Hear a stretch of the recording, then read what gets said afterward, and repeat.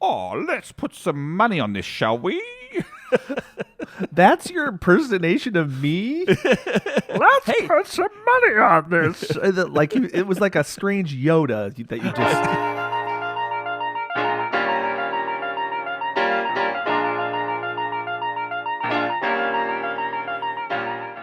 Do you love the outdoors? Do you love to travel? Do you love finding hidden treasures in towns all over the USA? Hi, I'm Joshua. And I'm Craig, and welcome to Treasures of Our Town, the podcast that takes you on a journey to explore the unique and charming towns scattered throughout the United States. Join us as we venture into some of the country's most intriguing destinations, uncovering hidden gems and local secrets along the way. On today's episode, Josh, we are recording live, not at Owensboro, Kentucky, at a geocaching and munzee mega event. Well, we were going to record. We did. Craig, but there was issues. It's been a week since we have seen each other face to face. The intention was to record this podcast about Owensboro on location. Because we had a beautiful setup too, Josh. Let's be honest. Let's talk them through the setup in which we had. We were outdoors, out the back of the hotel, along the riverside. We had a blazing fire there next to us, crackling nicely. It was beautiful. It really was. And this is a milestone for this podcast. Mm-hmm. I believe every single podcast faces this at one moment or another. One time, yes. And that is, we are re-recording a whole episode. Well, technically not re-recording the entire episode, Josh, because we still have clips that we recorded in bits and pieces throughout the weekend. So that's pretty cool. And we actually interviewed a couple of people through the weekend as well. So that's pretty cool. This is true. We do have some clips. So you're going to get a sense of the essence of Owensboro with live, feet on the ground recordings. Exactly. I'm excited for it, Josh. Do you want to get straight into it? Because we don't have Yeah, that we can much get time. straight into it. You know, we had a great weekend. The reason we were in Owensboro, Kentucky, is because of GeoWoodstock 19. Craig, I think you need to tell the people, especially if they don't know about geocaching, what GeoWoodstock 19 is. Well, if you don't know about geocaching is a scavenger hunt type hobby that you use your mobile phone device in order to find hidden containers scattered throughout the world itself. That's geocaching. Geocaching events happen and occur by having a group of like-minded people get together and enjoy an event together, find geocaches together, talk about their geocache finds, and other sort of avenues. GeoWoodstock is next level. It's called a mega event because a mega event is more than 500 people. And GeoWoodstock a few years ago now made it to what they call a giga status, which is 5,000 people. Yeah. I mean, let's be honest, Josh, we almost got halfway there. I think we got roughly halfway there on the weekend as well. Yeah, there were, I believe, over 2,000 people at this event. Yeah. And it was a great time. And a lot of the people that are probably listening to this were there. So we're going to help them reminisce about their experience in Owensboro, Kentucky. Exactly. And this actually was my third official overnight visit to Owensboro. I'd been there 2 other times, so I knew how great this city is, and we're going to utilize this podcast to unpack or open. It's like a treasure trove. It's like opening a treasure box and share a little bit of what the treasures are of this town, and maybe you, on that next trip or road trip, will make a stop yourself. And I think people should, and we'll go through exactly the reasons why itself as well. But Josh, we're talking about the GeoWoodstock just quickly as well. Why is GeoWoodstock so significant when it comes to geocaching events as well? Well, it is the original mega event. Yeah, the first. Or the original event. Many years ago, a bunch of die-hard geocachers, these are people that play geocaching, decided, you know what, we should get together all the die-hard geocachers in one location. And that was a man named Joe GPS.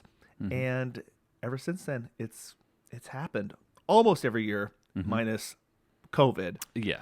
Yeah. But this was the 19th version. The 20th version is going to be next year, which is going to be very exciting, which we'll also talk about because I'm guessing this next location of GeoWoodstock will also be a treasure as well. I've never been there, so that's going to be cool. Me neither. Oh, you haven't either? So there you go. No. It's going to be first for both of us.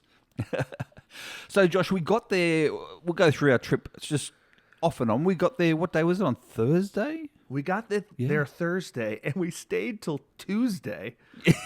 So we spent a lot of time there. We got very familiar with the main strip. I think we went up and down that one road that went up and down the hill from the river. I don't know how many times, 20 times maybe. Well, you were driving and I was in the car next to you capping the whole time. So. Yes. But we flew into Louisville on Thursday. And just to give you an idea of where this is as far as geography goes, it is about 90 minutes, a 90-minute drive from Louisville to the west. And we actually had to duck into Indiana to get there. And it was funny because, we drove past some places that I think we've even talked about on this podcast, like Santa Claus, Indiana. Yes, we did, because we did talk about that in the last episode. Every time we drove there, I was just like, oh, should we pull off? Does Craig need to see all the Santa Claus statues? But we had to be focused because our focus was, of course, Owensboro. Exactly. So you drove us through, and as you said, it's about 90 minutes, and it's west, and it's basically along the same border. So it's along the Ohio River. Yes, right along the Ohio River. Owensboro is a beautiful river town. And you know how it is. We got up really early We did. to get our flights. I think I got up at 3:30 in the morning. I think you got up about the same time. 4 a.m. Yeah. And, once you land and get established, the first thing I'm always thinking is food. Yeah, exactly. Well, I think first of a hire car, so you got to get a... What? And then you thought of food. So we're driving through, and Josh says to me, he says, oh, there's a beautiful, like a drive-in. I'm like, a drive-in? So to me, of Australia, a drive-in is one of those old drive-in movie theaters. We don't actually call like food places a drive-in. Oh, interesting. Yeah, because we don't have them. Like what's the main chain here? Sonic? You know how they have that? We don't have any of that sort of stuff in Australia. We don't. Oh, really? We've got the drive-through like McDonald's, but we don't have a drive-in and order from the car that way. So we don't have that. So when you said a drive-in, I was a little bit confused. But then I looked it up for you because you couldn't find it yourself. I looked it up for you, and there it was. It was Wonder Whip. Wonder Whip. What a great name for a drive-in. Yeah. And I should say drive-in, it wasn't really like a drive-in like Sonic. It was basically one of those sort of walk-up. Yeah. There's no dining space. Nope. There was a really nice dining space of picnic tables kind of along the edge, and it was such a beautiful day. We don't talk about weather here, but it was a beautiful day. It was gorgeous. And we stepped on up, and I decided, you know what? I need to get what is advertised on the side of the building. I know where this is going. So every time I go somewhere new, here's a tip. I always ask the person, the server, or whoever's taking my order, what's popular here? What do people order? What's your favorite thing? These are the questions I ask. And here on the side of Wonder Whip said, home of the Wonder Burger. Yes. And of course, you had to order a double of the Wonder Burger. Of course, I had to order the double. I mean, one patty's not going to be enough.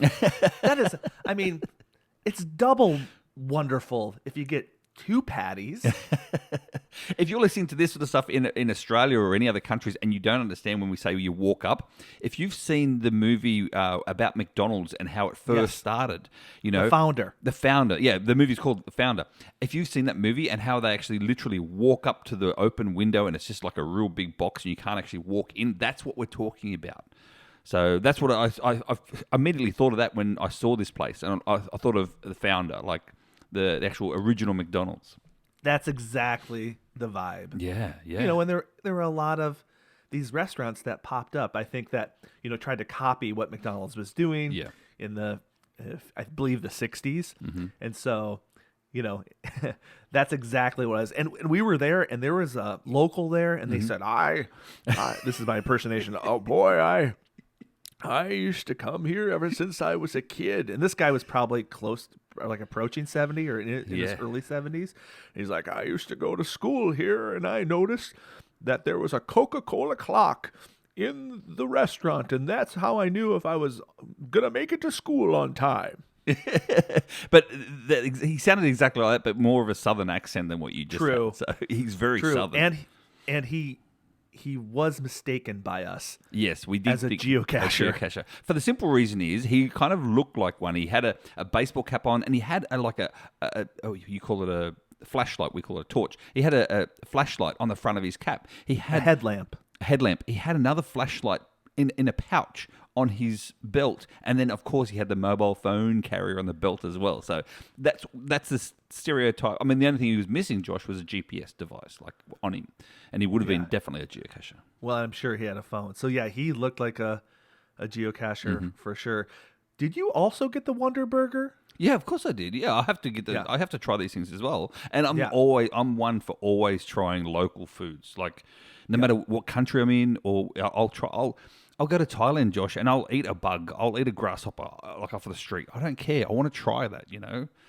Always Yeah, for sure. Yeah, exactly. I always enjoy giving you American cultural experiences with some of the chains. Well, So we had several over this we weekend. had several trip. chains and several firsts for you, which was really fun for me to watch. Can we just say the first now and not in order? So we'll just go through it. So we had first for me was that Subway place, not Subway, but Jimmy John's. Jimmy John's. I've never had a Jimmy John's. I had a Jimmy John's. Next one was Denny's, and the breakfast place. That was breakfast at 11 p.m. one of the nights. And then the other one was Olive Garden. Yes, I know. I've been in America for 12 months and I've never been to an Olive Garden. So that were the three. So that's 4 brand new places, Josh, that you've taken me to in one weekend. Oh man, it's so funny. I know all the American listeners are just like, wow, this is just so commonplace, but it's so fun for you to experience that for the first time. Exactly. I mean, one day, Josh, I'll take you to more of a not the Outback. That's not Australian. That's American trying to be Australian. I'll actually take you to a proper Australian place where you can get a meat pie and a sausage roll, and maybe fish and chips with chicken salt. So. Yeah. Sounds awesome. It's delicious. Well, I was going to say, we checked in. Yeah, we checked in. We checked in to the Holiday Inn Express. Mm-hmm. And let's just say, if you're visiting Owensboro, I believe you need to stay at one of 2 hotels. Yeah. The Holiday Inn Express or the Hampton Inn. And the reason is that these hotels are right on the riverfront. I believe they're the only 2 on the riverfront. Mm-hmm. And you get a beautiful view every morning of the river if you're on the riverside, which we were. Yep. And also just access to this beautiful riverfront. And there's just a lot. I mean, we're going to talk more about it, but there's just always a lot going on that riverfront. It is sort of the highlight, the epicenter of Owensboro. The convention center is right there. Mm-hmm. So if you're going to stay, I would suggest one of those 2 hotels. And yeah, because you can walk out the back part and you're automatically on that, like a boardwalk, river walk sort of area. And it's a really nice walk, and you walk all the way down to the bridge, and you literally are in the heart of Owensboro, because you've also got the Bluegrass Hall of Fame along there. So many places. But then there's that playground for the kids, So yeah, definitely these 2 places are the places to stay if you're going to stay in Owensboro. So we unpacked, and then I remember I got a message from you, and you're like, Craig, are you ready to explore? I'm like, yeah, where are we going? And you said we're going to go axe throwing. Axe throwing at Escape Today, which was only walking distance from our hotel. It was just like a block away. Yeah. And I think what the people need to know is that the events of GeoWoodstock are not just a weekend. No. From Tuesday all the way through Saturday, there were things happening as people, geocachers, were descending upon the city. And I believe that Tuesday, they actually had an event at the axe throwing place at Escape Today and Brew Bridge, which we decided to go to later. So exactly. I sort of felt, Craig, that we had to experience some of the stuff that we missed. Exactly. And I do appreciate that too, except for the fact is that, okay, listeners, are you ready? I've heard this like 4, 5, 6 times now. Josh, how good were you at axe throwing? I was shockingly great at axe throwing. And you know what? That might sound like I'm bragging, and I kind of am, but I think it's filled with humility when I say I was surprisingly great at axe throwing because my definition for humility is simply just being known for who you actually are. Yeah. Not higher, not lower, but I was pretty great, and it was a lot of fun. Now, we went there as well with one of our Patreons, Minnesota boy. He joined us as well because he'd been in town a day earlier than us. So he joined us there as well. And of course, this is because it's a good price. It was like $25 and per person, and you get an hour and a half of axe throwing. You then get like an hour and a half of free retro gaming in the arcade. That is so cool. For that price, it's unbeatable. It was really good deal. And there were also escape rooms in there, which we didn't have the opportunity to do. But just so the listeners know, Josh. Yes. We're playing this game, axe throwing now, for about an hour. You've realised how good you actually are. You've realised how bad Tim and I actually are as well. So what does Josh say? Oh, let's put some money on this, shall we? That's your impersonation of me? Let's put some money on this. It was like a strange Yoda that you just... Put money on this, we shall. Like, yes. And you guys were like, I don't know. And then I said, well, what if we put Zeds on the line? Yes. Josh, Zeds. What are Zeds? People are going, what are Zeds? Yeah. Get ready to dive back into the nerddom. There's another game. There's another location game we play called Munzee. Mm-hmm. And the what is it? The currency.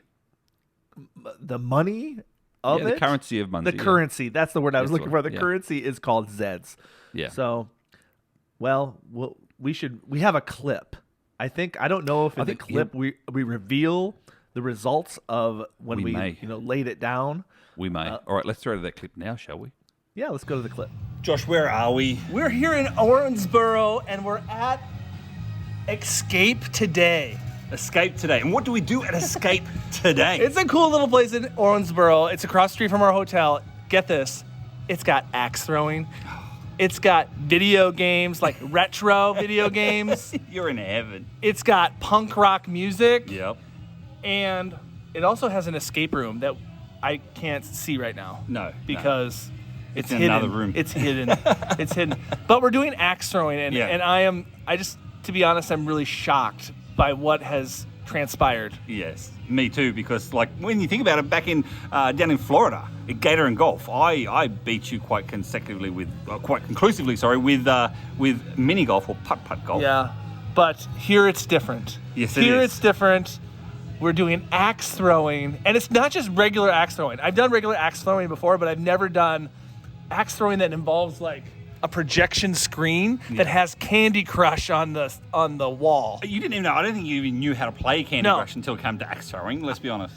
But we're a little surprised, right? We have Tim here, Minnesota boy. Yeah. Oh man, Josh, I cannot believe that this guy can throw an axe like this. I know, right? What, Josh? I think he wants to change his name. What do you want to change your name to? Well, everybody knows me as the Geocaching Vlogger, which geocache vlogging is kind of niche, but I have an even nicher niche that I think I need to start a new YouTube channel called the Candy Crush Axe Throwing Vlogger. Yes. Because just tell them. I don't want to brag. Well, I'll tell them. I'll talk as you throw. So have a throw, Josh. Okay. Have a throw and just listen to this quality. Describe what I'll describe exactly what I see right now. A Candy Crush screen right in front of us. Josh has pulled up to the line now. He's got his axe going over his head. He's got one. He's got two. And he lets it rip and... Oh, yes. Right where I aimed it. I aimed it for the green. I got 3 points on that. That's the most you can get on that throw. Nailed the green. Wow. Tim, how funny is that? He always subsequently somehow hits exactly where he's aiming, but he doesn't tell us where he's aiming until he's hit. I did tell you many times. I called the shot many times. You just didn't hear me because I said it quietly. Anyway, Escape Today. I don't want to escape from this place, but another little hidden treasure within Owensboro here. It really is. We've got the whole place to ourselves, and after we're done playing, we're going to play some retro video games, and then next door, there's a brew bridge. There's some beer over there. I am getting thirsty, so you know what? Hit this up, Josh. You already had your go. Tim, it's your go, Tim. You have a go, Tim. So we'll hit this up. Yes!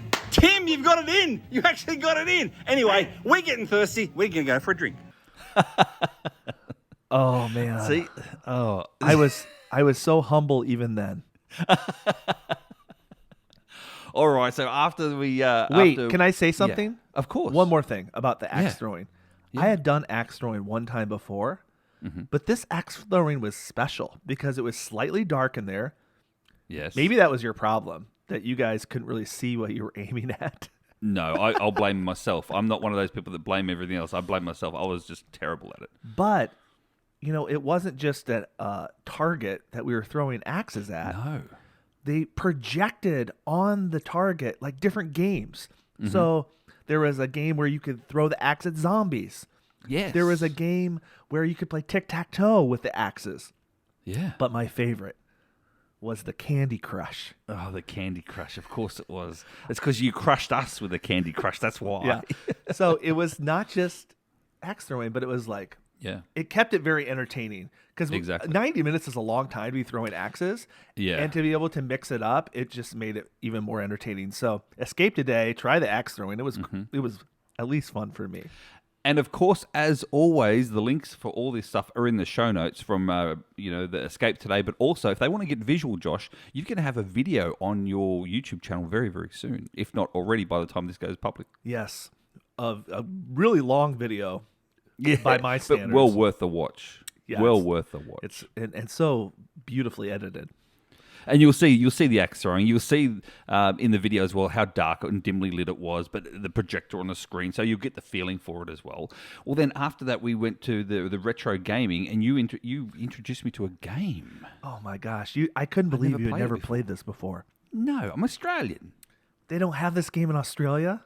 I remember going there and looking and it brought back so many memories. An old game called Commando. Oh, yes. And I used to sit because I had relatives who owned a milk bar in Australia, and they had this Commando machine in their milk bar. And when I used to go there, they used to, because you put the coins in the slot from the top.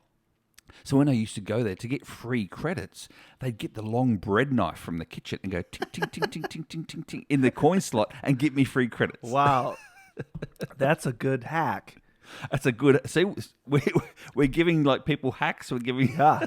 But we didn't need a bread knife No, it was because all we free. had free unlimited retro gameplay.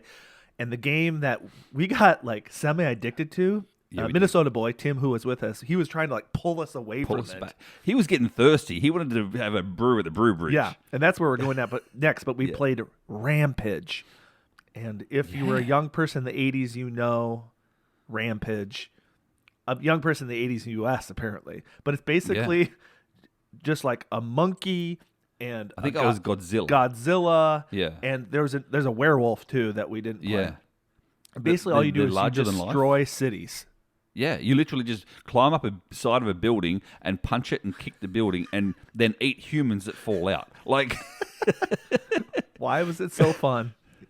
I don't know, because it gives you that demolition sort of No. feeling. Destruction. Destruction and demolition feeling. Exactly. It was like our version of what's that game all the kids play today? You know, with they actually steal cars and stuff. Oh, yeah, GTA. GTA, that's a Grand Theft Auto. It's like the 80s version of Grand Theft Auto. I can totally see that. With the destruction. All right, Yes. we got to move on. That's like the Bridge. first thing we did. Second thing. First thing, we're already in 10. We're so long into this already. Second thing, Brew Bridge. This is Owensboro. I believe Owensboro only brewery. Mm-hmm. They make their Yeah. own their own beer there. We visited there a couple times, Yeah. and I thought it had a great vibe. So did I.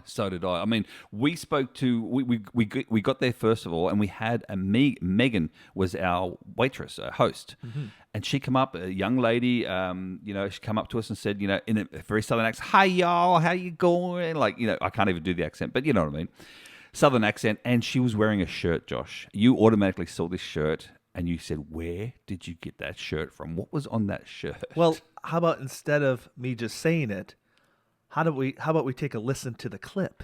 We could. Okay, we'll throw to this is our interview with Megan at Brew Bridge in Owensboro. So Josh, we are at the Brew Bridge. Brew Bridge in Owensboro. It is brewery? No, is it a brewery? It is a brewery. Everything in these tanks over here, we're brewing our own beer. There's actually beer that's Yeah. brewed here. This is fantastic. But we'll get straight to the point, and that is this server came up, and her name is Megan Thompson. Megan, and Megan is wearing, Josh, what is she wearing? She's wearing some merch of a brand that we talk about all the time on the podcast that we want to get a sponsorship from. And I saw this merch and I was like, oh my gosh, Megan, are you sponsored by this amazing brand? She is wearing a grey shirt that has High Life, High Life, High Life written all over it with a Miller High Life bottle right in front and forward facing. The Miller High Life, the champagne of beers, let's be honest. Megan, where'd you get it from? Myers. Myers, and how much was it? $7. $7 from Myers. If you don't know what that is, that's a grocery store. Exactly right. Now, just quickly as well, listen to Megan's accent. I personally love the accent that Megan has. Megan, tell us about Brewbridge. So Brewbridge is a brewery in Owensboro, Kentucky, where we serve good-looking barbecue, good tasting barbecue, and amazing beer. So there you have it. If you are in Owensboro, we said before you have to visit the axe throwing place, but now Brewbridge is right next door. So you get thirsty, Josh. Yes, and I have one more question for Megan. Yes. Here at Brewbridge, can I get a bottle of Miller High Life? Sadly, we do not serve Miller High Life. What? Thank you, Megan. What? Thank you. That shirt completely spoke to me. I was like, Craig, we are in the right place. Yeah, yeah. We were living the high life at Brewery. But they didn't serve High Life. But then again, it's a brewery. You don't want to drink High Life when you're in an actual brewery where they brew the beer out the back. Yeah. Let's be honest. And- you want to try different things. And shout out to Megan. Smart lady. Yeah. Yeah, absolutely. She was working on her doctorate. She was becoming a doctor. Yes. I believe a doctor of psychology. Psychology, yeah, doctorate of psychology, and here we are. And the way her accent, it just spoke. You can never judge a book by its cover, Josh, ever. Yeah. And we went back to Brewbridge on another evening We did. and we did karaoke. Both you and I did Both- karaoke. we did. Well, you did a proper karaoke. Now, just to let people know, Josh decides to do this karaoke. But, obviously he needed half an hour of warm-up. So he's there sitting at the table doing la la la la la li, li, li, li, me, me, me, No, it was doing sound all like these. this. Me. And then I said, I'm ready. Yeah. I said, I'm ready. Me. Then when he says he's ready, he got up and he went and did it straight away. Whereas I was kind of, not pushed, but I was like, encouraged. Craig, you should get up there. And I said to him, I'm not a singer. I don't sing. I cannot. For a singer, I'm a good dancer. Put it that way. And so in the end, of course, I had to get up because, there was people there to watch me. So I got up and I sung. Firstly, what did you sing, Josh? I sang Suspicious Minds That's right. by you did too. Elvis, which I had Yeah. never actually ever sung publicly before. So There you go. it was a little tougher than some of the other Elvis songs. Usually when I do an Elvis song, I do young Elvis. But this is Exactly. old Elvis, but it was fun. There weren't a lot of people in there, so I was like, "Oh, this is an opportunity to do something maybe I don't always do." Yeah, no, not too many people that knew you anyway, so Yeah. you were happy with that. But I had to sing, of course. I had to sit. Well, I had to perform. You rapped it. Land Down Under. Exactly. I come from a land down under. Yes, I do. That's how I sung. Like, Yeah. I did it like what's his name? The William Shatner. Yeah. I did a William Shatner version of Land Down Under. Yeah, he talked through it, but it worked. The accent goes so far. Yeah, yeah. And I had to actually say to begin with as well before it started, I'm not putting on the accent. This is not fake. I'm real. Because people didn't believe that a guy from Australia is literally in Owensboro, Kentucky. Right, it's very exotic for them. It was. They're saying to me, I love your accent. I'm saying, oh, I love yours. Kentucky. Exactly. But then That's after my Brewbridge, accent. we only had to have, I think we had 2 beers. That was it because we had to go. We had another place to go to where in the Botanical Gardens. Yeah, there's a botanical gardens, Yeah. which is exactly what you would think it is. Mm-hmm. It's a gardens Yeah. with there's a beautiful rose garden area as you walk in. Mm-hmm. But the reason we went there is that the city, it wasn't just a part of the geocaching event. The city was having a 25 de Mayo celebration. Yeah. And they had dancers, they had the mariachi band as well. Yes. And again, all this is on your video. But the mariachi band, Josh, I'm telling you, I've only experienced it maybe once or twice before, like an actual live mariachi band like that. It was exciting. I Yeah. enjoyed it. I really enjoyed it. Yeah, the mariachi bands are always it's just so joyful. And they're so fun. They're always smiling. Like literally Yes. their smiles are from ear to ear, Josh, when they smile. Like it's incredible.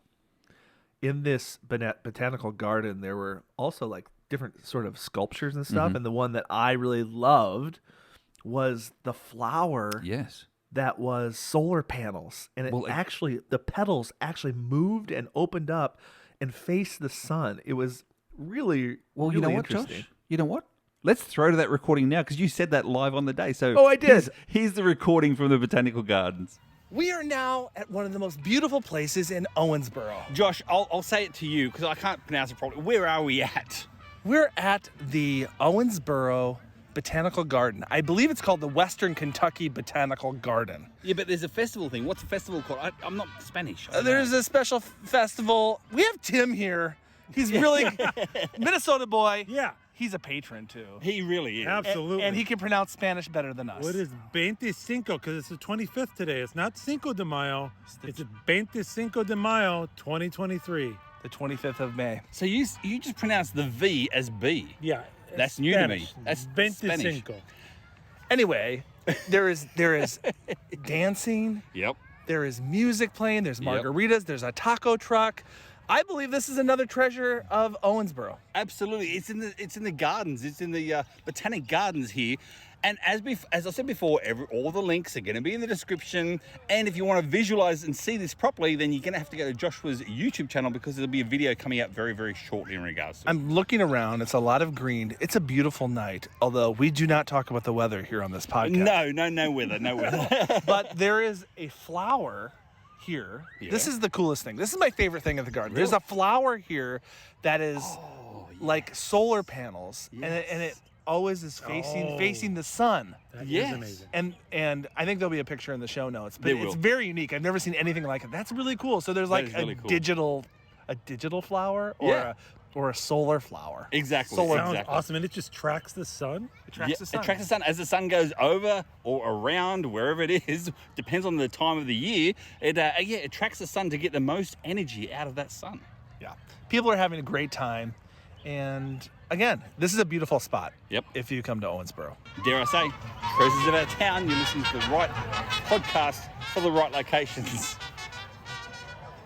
So you heard the mariachi band in the background. That was great. See? We were really there. Yeah. And the ladies that were there dancing, they were just so willing to have us record it. Record And them. again, Yeah. it'll be all on the video. Yeah, exactly. well. And even on our Instagram page, if you don't follow us on Instagram, you should, because you'll see live things that we do when we hang out together, like we did. And you'll see, I think Josh posted a video of me doing some recording of the girls dancing and the trumpeter trumpeting, like on It our was so our cool. Instagram page, Treasures of Our Town Instagram page. So go and follow that as well. But we were beat after that, but we were still hungry. What did we do after? Well, we were in the Botanical Gardens? Mexican food mood for sure. 100%. We had to. We already had one margarita. Yeah. Yeah. So what I decided to do is I decided to go to the old Google and try to find the highest rated Mexican restaurant in Owensboro. On Yelp. And several came up, but we decided to zero in on Don Mario. Oh, I'm so glad we did. Dun, dun, dun, dun, dun, dun. It was fantastic. I had this rice chicken dish with cheese. I had It my was so tasty. I had my Dare I chimichanga. I, say- love my chimichanga. They're my Yeah. favorite. I don't know. Chimichanga. Tomato, chimichanga for tomato. me, Australia, exactly. So I had that, and then we had these. I'm going to call them buckets, buckets of margaritas with the salted Now, rim. for me, it wasn't that big because I've seen some bigger ones. yeah, but I'm an Australian. We don't have things that big in Australia. Yeah, and I love a good blended margarita. Yeah, And they're just basically like an adult slushy. Is very tasty. And this Don Mario's was right on sort of the main street. Yep. Where some of the nicest shops and the nicest restaurants where we ate outside. Yeah, on the footpath. Because yeah. it was a beautiful night, not talking about the weather. No. But this was a great end to our first night. Guys, Exactly. this was just the first day. Josh, did I tell you this before? You know, you're the one that I actually had the very first margarita was with you in when we moved from Yuma to the other side into Mexico. Well, that's really cool because you can say that your first margarita was actually in Mexico. Yeah, that's true too. Yeah, my first margarita was in Mexico, and I was with you. So see all these firsts I'm experiencing with you. It's great. Oh, it makes me so happy. But we were buggered after that. We went to bed after that, and then woke up with a slight headache from those It was margaritas. a long day. But then we got up bright and bushy-tailed because there was another, and these are called pre-events in the geocaching world. So a pre-event would be events before the big event. And a little bit smaller, not everybody's there. No. But we went to breakfast with the mamas. That's what the event was called because there's these lovely ladies who every year at GeoWoodstock host this event on Friday. And it was at the Windy Hollow House restaurant. I love that place. I loved it. It was big enough to host. And we're talking people. We're talking everyone going there for breakfast. It was a buffet breakfast style as well. You know, the hosts were walking around and they were busy, but you never got forgotten. Like I had my coffee filled twice, and yet, Josh, there was like almost over 1,000 people having breakfast at this place. I couldn't believe over the a amount space of people of 3 hours. I couldn't believe the amount of people they were able to serve. Yeah, and it was to incredible. describe this place, if you've ever seen the show American Pickers, Yes, it's like if American Pickers had a baby with a restaurant. Yes, exactly. Or they decked out a restaurant. American Pickers decked out the restaurant. That's what it was like. Yeah, it was. There were lots delicious. of antiques on the wall. There was a museum, Craig, Out the back. I know. filled with like antiques and like older stuff. It just had a great kind of southern vibe to it. It did. The owner was just so friendly. I remember she came out. She'd go, just shouted, "Hey, is everybody okay? Does anybody need anything?" Yeah, over everyone. But these events as well, as Josh said before, they're a pre-event. They're a warm-up event. One of the best words for it. But also, this is the time, Josh, we actually saw a lot of geocaches, and they saw you as well. And there was like a people coming up to you doing path tag swaps, and which is like a swag swap thing. But also someone come up to you with your comic book. Yes. And got an autograph on your comic book. That's pretty cool. This is the reason we go to these mega events, is because all year long we throw out content into the internet on YouTube and TikTok and Instagram, all these places. And, you get comments, on that stuff. But there's something really special about having human connection with people, have people walk up and just say they enjoy the content that we make, and it fuels me. It fuels me so much, and I'm like, oh my gosh, that's why I do it. It's because it's impacting people and it's inspiring people, and I get some of that. I get some of that feedback direct, and it's just. This was kind of the start of it, and I really enjoyed it. And what I like as well, I mean, a shout out to my good friends now, Danny and Danny, who their name is Great Caches in West Virginia. Again, Josh, it's one of those things where I didn't meet these people until I first came over here to drive across 5 years ago, and they messaged me out of the blue because I was hosting an event near them, and they messaged me and said, "Where do you want to stay with us?" You know what I mean? I think I've spoken about them before, but they were there, Josh, as well. So it's a way to meet your old time friends. You probably only see these people like once, maybe twice a year, but on average once a year. But it's like you saw them yesterday. You know what I mean? You get the hugs, Totally. you get the chat, you get that. Everyone's smiling, everyone's happy. And again, this is the reason why we go to these events. But we were smiling after the event, Josh. Because you booked us somewhere and you took us somewhere. I did, but before we did that, we played munzee. Oh, that's right. We did too. We went to a munzee event, of course. Now, here's the thing. Yeah. Like, GeoWoodstock is kind of a place for all geolocation games. So munzee, like I said before, is another location-based game, and they had four events during the weekend. So we were going back and forth from munzee to geocaching, to munzee to geocaching, and I just makes it so much more rich because there's a whole extra community. There is. That plays this other game. So, and the president, Rob Vardman, was there. How cool is the president of another game you play there? And we got to hang out with him. And yeah, this was happening as well. Yeah, through the whole. I think that's the weekend. reason why we were very, very busy. And let's be honest, not all geocachers are munzee players, and not all munzee players are geocachers, but predominantly there is a big coexist group Yes. that do both. You know what I mean? We do coexist, and really, we're just swapping between the apps. Between munzee and Yes. geocaching and Adventure Labs as well. So Yeah, there was a lot going on. Now, there's a lot.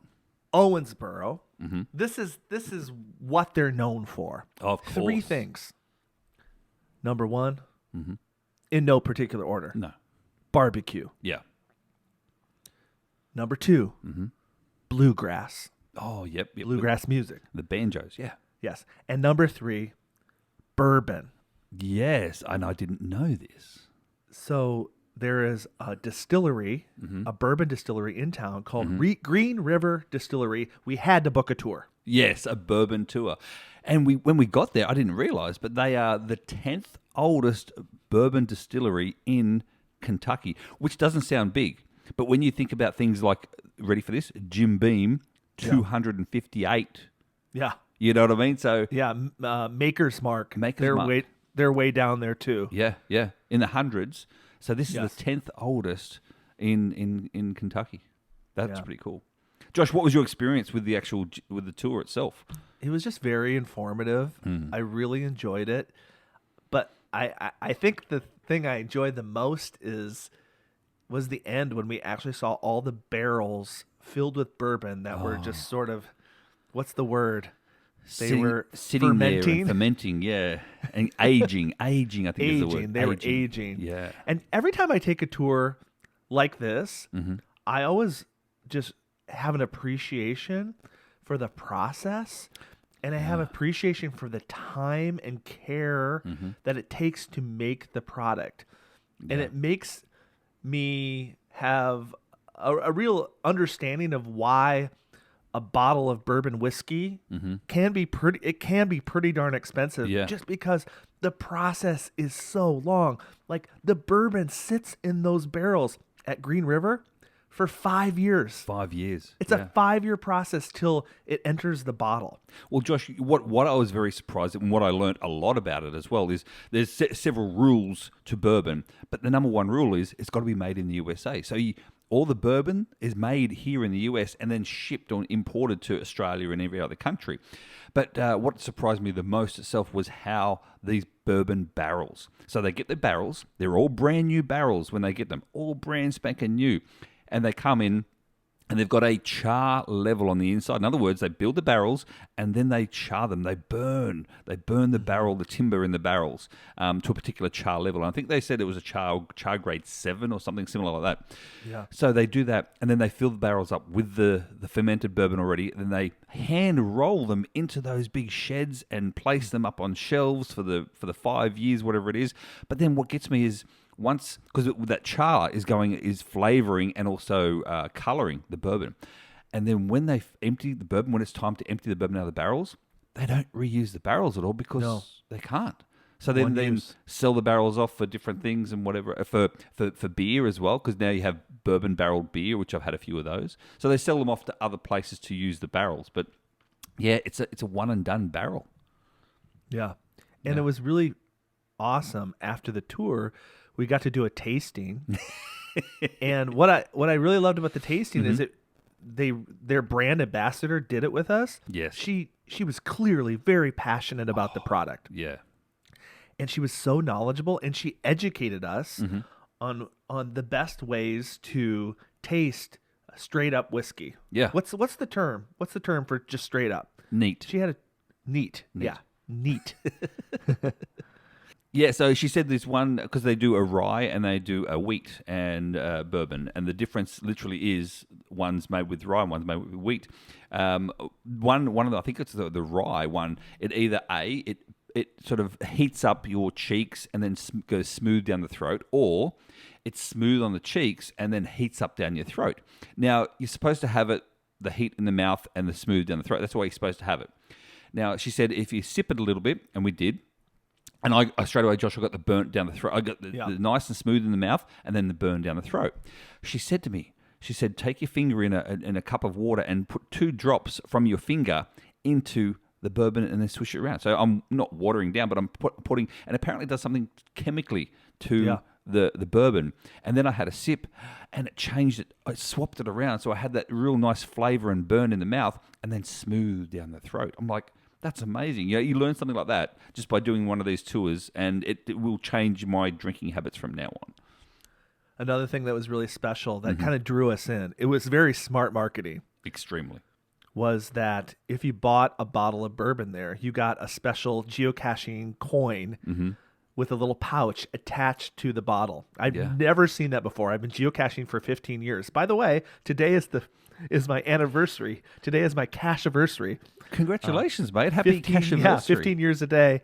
I found my very first geocache. Wow. That was a side note. Anyway, we got this little trackable coin, and we won't get into that, but it was kind of the same size as a quarter, probably. Quarter, that's what it's called, Yeah. And the bottom of the bottle of the Green River whiskey bourbon, there's a little opening, and people use coins as a drinking game to slide coins underneath the bottle. So it's because the bottle is shaped like a horseshoe if you put it on its side. So that's the opening of the horseshoe underneath. So she said, oh, this is just a happenstance. Like, we didn't mean for this. I'm like, please, you didn't mean to create a drinking game with your bottles of bourbon. That was really cool. And then after we finished the bourbon tour, it was a time for another event. Yes. Another geocaching event. Like we said, this riverside location, there was so much going on. And during the summer, they have this thing for the whole community and beyond, whoever wants to come, called Friday After 5. And basically what it is, it's just a huge, huge party along the riverfront. I believe there were 3 bands playing all at once. And that tells you how big the riverfront is, that they can keep these bands far enough. Well, I'm going to say it's been about 1.5 miles or 2 miles in length. Yeah. From where we were all the way down to the bridge. Yeah, at least a mile, I'd say. Yeah. Mile and a half, I dare say. But again, all the geocachers were piggybacking on this thing that's already happening. Now, one of the things I also learned about Owensboro is that there's been a few, I don't know if several's a word, but a few Bigfoot sightings in the woods of Owensboro. I didn't know that either. And the reason for it, there's a guy, Josh, who works out of Owensboro, and he is a Bigfoot expert and does tours of possible Bigfoot sightings. Yes. He actually spoke after us the next day because, this is just really intriguing. Yeah. So they had decided to have a Bigfoot calling contest. Now, and Josh, being Josh, has to give it a crack. Well, I felt a little pressured. Yeah, you did. I looked at you and I was like, Craig, I don't know if I want to do this. But there was no one in the line, and they were calling up for people, and no one was going. So Josh was like, okay. Yeah, and Miss Kentucky Yodeler was there. Yes, she was. Signal was up on stage as well. Your high five Signal. That's the mascot of geocaching, if you don't know. Yeah, so I thought, and I looked at Mark. Mark, who is, I believe, like the president of Visit Owensboro, like their Chamber of Commerce. Yeah. I looked at him and I said, should I do this? He goes, you'll have a lot of fun. So I think, I think he wanted me up there. Yeah, exactly. So you'll get to see my call on the video. Yes. I don't know if you want me to do it now, but don't do it now. Wait, give them a little teaser. Push people to the video, and if you want to see Josh do the call, go to his video itself, and you'll see the call. And then after he did the call, he looked back around.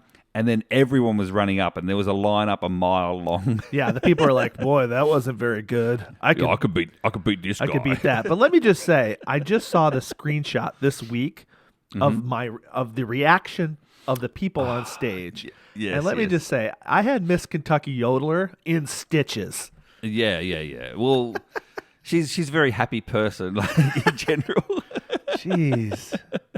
I thought you took that away from me, man. I was feeling good about myself. No. See, this is what I'm here for. Like, you grow, and I just pull you back down every now and then. I go, come on, back down to earth. Yeah. Exactly. So, well, then that was the whole night. I didn't win. I'll just say that I didn't win the contest. No. Much to your demise. But that was the whole night. We just basically did that at the whole time, and then went to bed. Yes. Because the next day The next day, Josh. The What was next day was the granddaddy of them all. It was the official day of GeoWoodstock 19. 19. Exactly.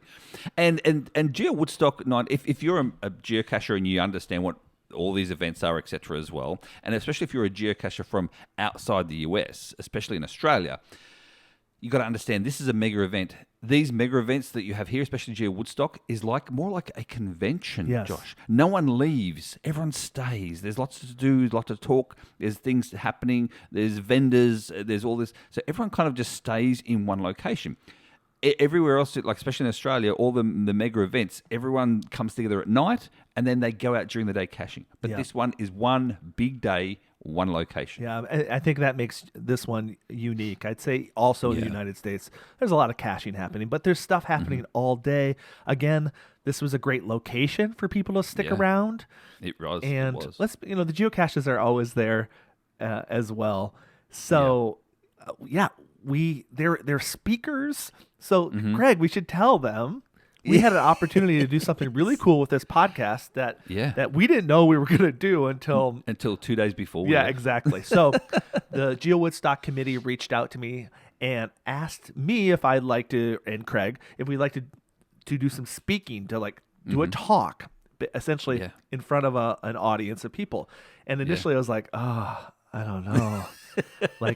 We don't have a lot of time to prepare. But then it dawned on me, we don't prepare much for these conversations. No, we don't. We literally have point notes. That's it. So I thought, the oh rest my is gosh. babble. Exactly. So I was like, oh my gosh, what if we did a live podcast in front of real people Yep. at the event? And Yep. it happened. Yeah. And that show is coming up next episode, Josh. I'm going to put that on next episode. So after this one, in 2 weeks' time, you're hearing this now, in 2 weeks' time is that episode of Live. And our topic we chose as well was so significant to Treasures of Our Town and the podcast, and that is geotours. Yes. All about geotours, which is, series of geocaches that is designed to highlight a community. So we talked about some of our 10 favorite geotours, and we even got to ask people in the audience too what their favorite was. Exactly. So that was so cool. And Were as I you said before, nervous? that's coming up.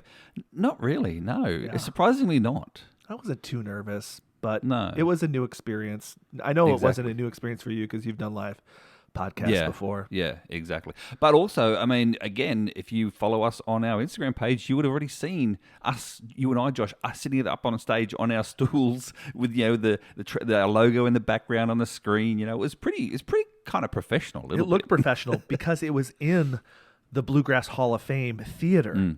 It was a Yes. theater that seated probably about maybe 500 people, I'd Yeah. say. Exactly. And it was really fancy. And I felt really professional. I know. I got a lot of good feedback after it as well, and I'm sure you did too. So yeah, it was really cool from those who attended. Said they got a lot of information out of it, and yet they were entertained at the same time. So that's what we propose to do, isn't it, Josh? You and I, we like to entertain, but also still give some sort of quality there as well. For sure. But then we had to go out and you ate I ate food. There were food trucks. food trucks. And I want to give a shout out to Jay's Good Grub. Had a very good chicken sandwich. Man, they had the 90s, pump up the jam, pump it up. Yes. They had the 90s music pumping out of this Playing, food truck. And I walked up to the food truck and I was like, I'm loving this vibe. I was like, the music. And then all of a sudden out the side came, I think, the owner, which was probably Jay himself. Jay's himself, yeah. We got a photo, and man, that was a good chicken sandwich. And a lot of these things, a lot of these events, Craig, I remember a couple years ago when we were in Cincinnati, there were 5,000 people there. It was very difficult for me to get away from the crowds and find something to eat. So got that chicken sandwich, kind of hid. We hid behind a tree by a picnic table and just had a lovely lunch. So there were food trucks there. There was you had some really good lemonade. Well, that's my first actual lemonade from a lemonade stand as such here in America as well. So, and lemonade in Australia, if you're listening from this to Australia, it's the stereotype lemonade you see on the movies. Our lemonade, Josh, in Australia, you call Sprite or 7-Up. That's what we call lemonade. We don't have the true lemonade like you have here. So yours is more like bubbly. Yeah, like it's your Sprite lemonade? and it's Sprite and Oh, 7 Up. gotcha. That's our brand of lemonade in Australia is Sprite I and see. 7 Up. And there's also Schweppes. But yeah, so it's very different. This lemonade, no bubbles. It's literally made with real lemons, ice, and sugar water. And what do and you lots think? of sugar. What do you it think? was okay. It was exceptionally sweet, but the real lemons that were in the actual drink itself kind of really balanced it quite nicely. The sweetness, so it wasn't too overly sweet, Yeah. but it wasn't sour, so it balanced it quite nice. So I actually quite enjoyed it, and because she heard I was from Australia and thought that I was going back to Australia, she gave me the recipe, which I will not say on air. You could start your own stand in New Jersey. Yeah, I could, but I'll just say this: you guys go through a lot of sugar here in America. That's all I'll say. So basically, the rest of that afternoon was us walking around just talking Yeah. to people. Yeah, yep.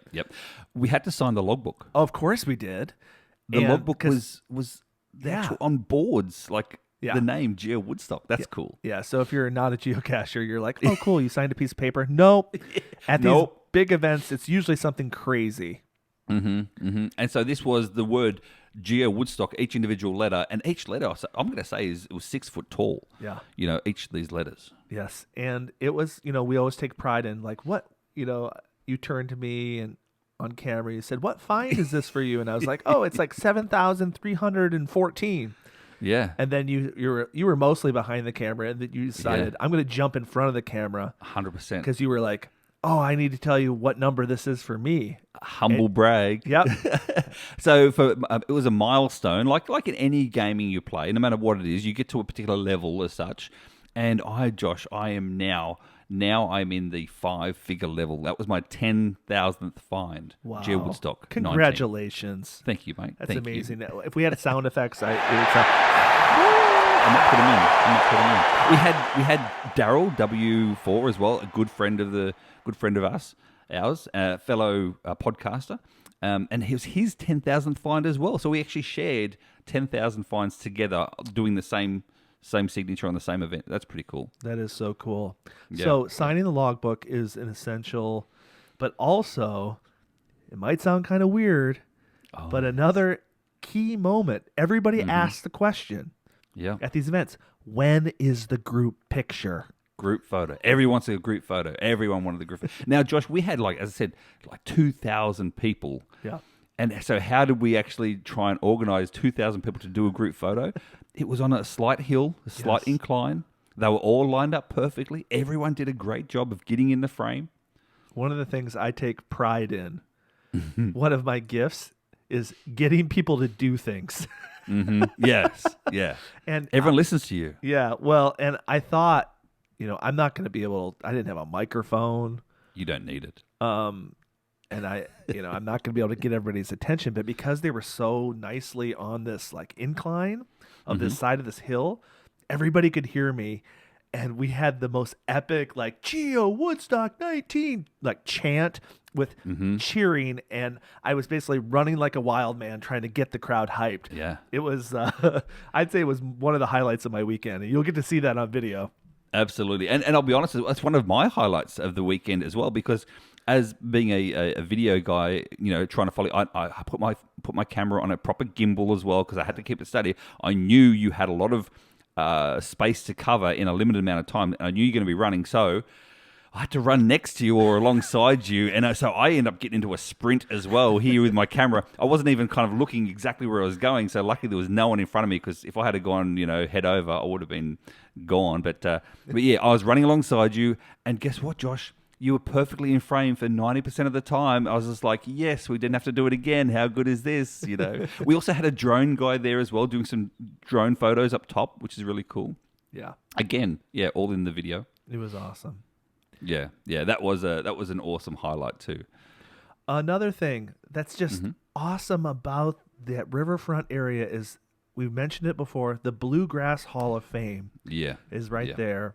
It's a real Hall of Fame, but it's also, the Hall of Fame is upstairs. You see all the plaques of all the people that have been inducted into that Hall of Fame, but it's actually a museum. Yeah.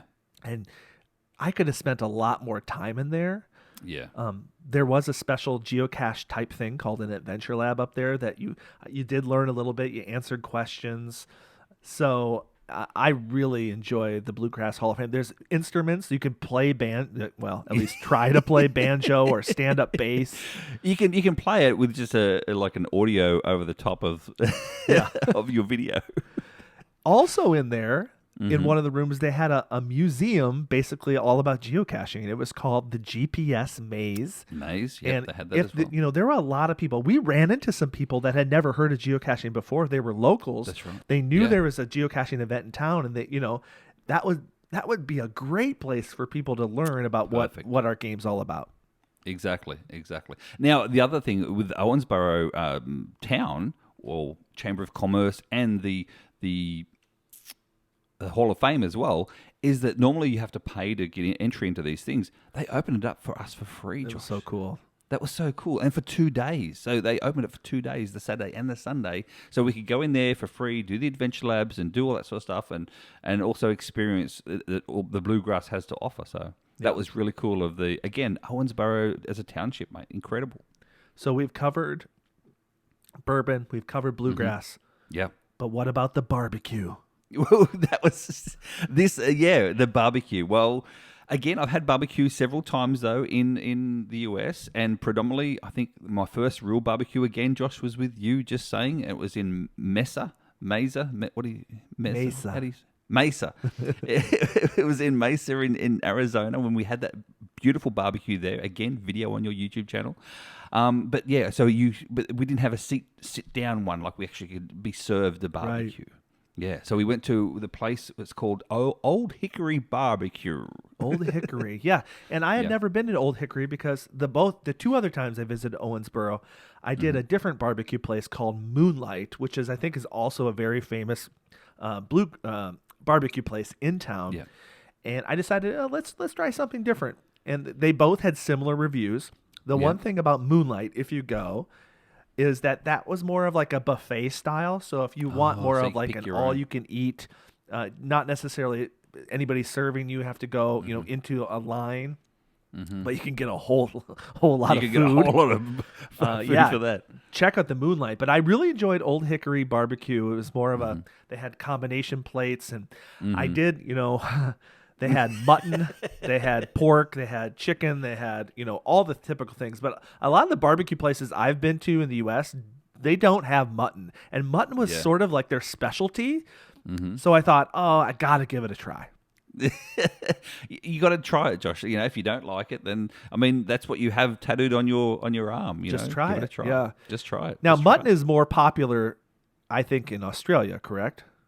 Well, we don't have mutton as such. We have lamb. Oh. But because mutton is an older lamb. Yeah. You see, and what you use mutton for, you have to smoke mutton. You have to low and slow cook to get the tenderizing of the mutton.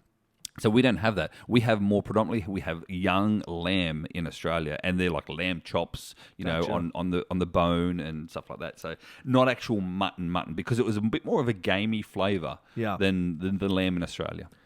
Yeah, and I just want to say, I could tell when I tried the mutton that it was high quality. But but I did the like shredded, chopped. Yeah, chopped. I did chopped mutton, and I just couldn't get into the texture of it. It was just like a little. It was a little too pasty for me. Yes. Whereas I could have easily got some Ritz crackers or something like that and just used it as a dip. It would have been delicious for me. I had the chopped mutton as well. I think we had the same meal, to be honest with Josh. The pork ribs. Yes, the ribs, the fall off the bone. Oh, the ribs, the pork ribs are so good. But Craig, have you ever been to a place where you have been brought drinks so often and so quickly and so much? We both got Mountain Dews, and man, we were like 2 sips into our Mountain Dew, and all of a sudden, what comes back? Another Mountain Dew. Another Mountain Dew. Exactly. We don't have that in Australia at all. We don't have free refills in Australia, like pretty much at all. And so that's new to me as it is, let alone literally not even getting halfway through the next minute, another one. And she didn't take, sometimes she took it away, the old one away. I'm like, I wasn't even finished that one. Like, don't waste the Mountain Dew. And then other times she'd leave another cup. So she'd double park us, Josh. She double parked us. It was, I think she served us like at least a 2-liter each. Yeah. And we certainly didn't drink all of it, but the service, she was on top of it. So let's just say that. Yeah, she was. She was on top of the service. She really we ordered was. the food. We got it pretty quickly. Yeah. I loved Old Hickory. Yeah. I would go back. See, Josh, and it's service like that for me that deserves a good tip. You know what I mean? Like, that's what tipping was originally for. So when you get good service like that, that's when you tip. The standard tipping here in America is a bit strange, but Josh, how about Owensboro overall as a destination? What do you think about that? Yeah, I think the city has a lot to offer. Mm-hmm. I looked at the size of it. Owensboro is about 60,000 people. It is sort of that perfect size where it's not too big. Like you can get around. You can get around the whole city. You can go anywhere within 15 minutes. Yeah. And so easy to get around, has a lot to offer. The Bluegrass Hall of Fame is a destination in itself. The distillery, it has a lot to offer. And I love these medium-sized cities that just have a lot to offer. And the river was beautiful. It was a great destination to visit. The bridge was beautiful as well. That bridge, and it lights up at night too. We didn't even talk about how that bridge was an adventure lab at one point. Yeah, the bridge was actually like a puzzle for geocachers to figure out another way to get a geocache find. Like I know, it was very flashing. incredible. It was cool. And let's be honest. Let's give big thanks to Mark from Visit Owensboro, along with Amber Tuttle, who's the GeoWoodstock host, for their collaboration.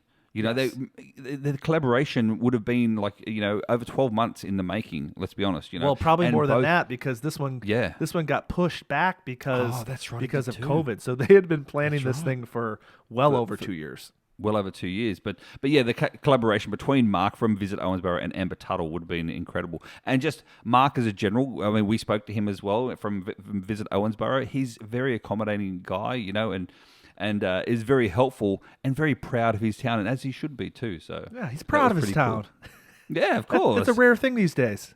Yeah, we found some treasures of the town. Let's be honest. So here's the thing: we were saying this before.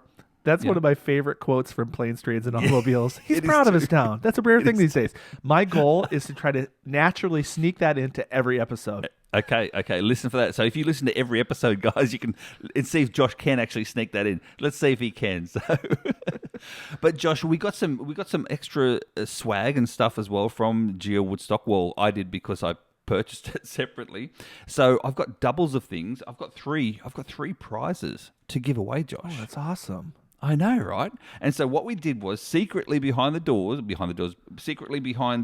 doors, we thought to ourselves, okay, if you're a Patreon of the show, you deserve an entry. Sure. They do. They really deserve an entry.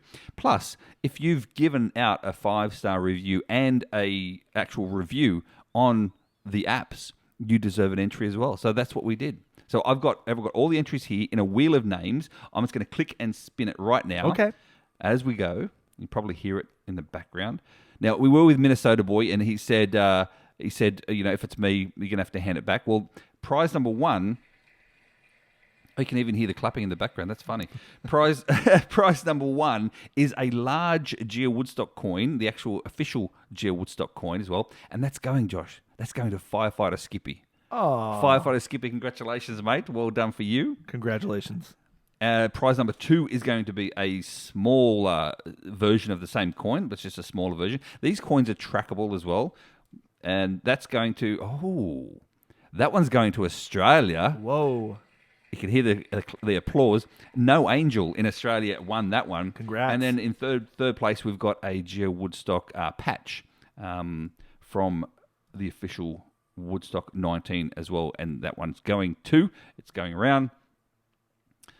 Oh, that's going to Pennsylvania. The truck. Yes. So there you go. So perfect. You can probably hear the applause in the background there. So those 3 people, well done. Congratulations. And I'll post those out to you very soon.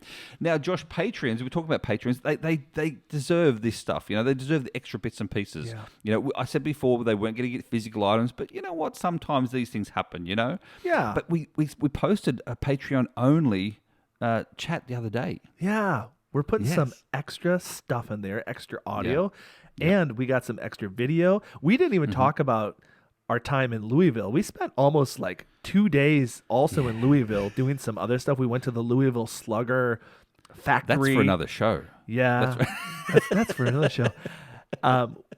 We saw Abraham Lincoln's birthplace. Yes. And we decided to record some audio and some video as well. We saw some other really cool things, and we're like, this is a great way to thank our patrons that support this show, because as we know, podcasting is not free, No, not at all.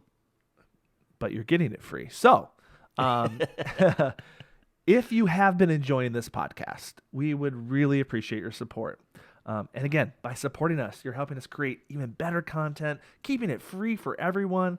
You're not going to have any annoying commercials.